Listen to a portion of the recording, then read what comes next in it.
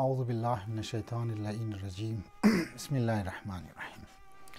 سلسله دروس درباره حکمت‌های بسیار عظیم شخصیت علی علیه السلام را در خدمت شما بیان می‌کنم از نهج البلاغه. بسیار واقعا عزیزان من مطالب بسیار عمیق مولا نسبت به مسائل دنیا، مسائل اجتماع، مسائل سیاست و مسائل اخلاق، مسائل آخرت، صفات رسول اکرم را درباره صفات خداوند متعال مطالب بیان کرده. واقعا که ما شما میتونی اینها را سرمشق زندگی از خود کو قرار بدیم. عزیزان محترم، ما رسیدیم در یک حدیث و حکمت 180 که مولا علی علیه السلام میفرماید الطمع رق معبد. مگر لالچ که است انسانی که لالچی است، انسان که لالچ است ای همیشه غلام مونه، این آزاد نیست.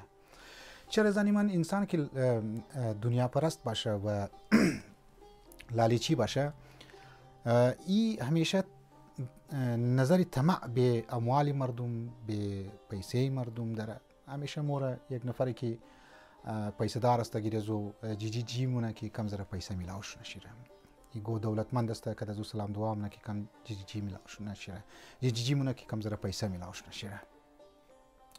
ایگو پیسه دار انسان میگن ایگو پیسه دار است بس او هر مثلا که طور پر یک ماه بعد، 2 ماه بعد، 3 ماه بعد او را فون مونه که بی تو پیسه سلام مونه، یعنی سلام دعا مونه که چی تاکی امو اترکشن از او باشه نسبت به ازی، چون لالی چه دیگه واقعا ای کارا را چرا پوش مونه که او طرف از او بورم و چاپلوسی کنه. دمنی مثال که طور پر دمنی انتخابات انسان توغ مونه ایگو وزیر که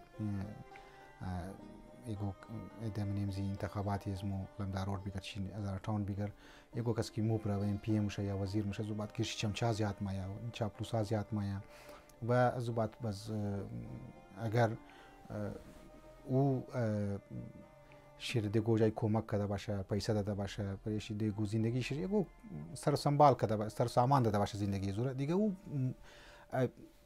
پورا عمر چیزی از جور میشه، یعنی همو غلام از جور میشه.